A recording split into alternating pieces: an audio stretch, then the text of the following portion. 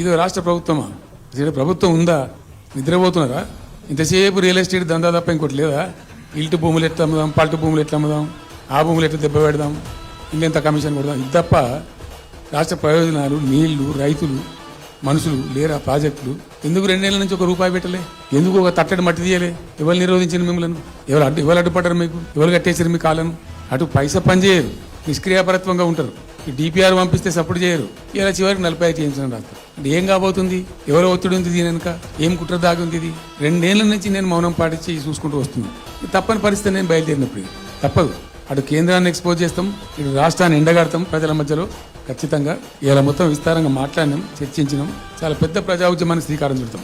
Compulsory Palamuru, Rangareddy, Nalgonda జిల్లాలలో గ్రామాన దానికి పోస్టర్ డిజైన్ అవుతుంది, కరపత్రం డిజైన్ అవుతుంది. ప్రజా ఉద్యమాలు చేస్తాం, పెద్ద బహిరంగ సభలు పెడతాం.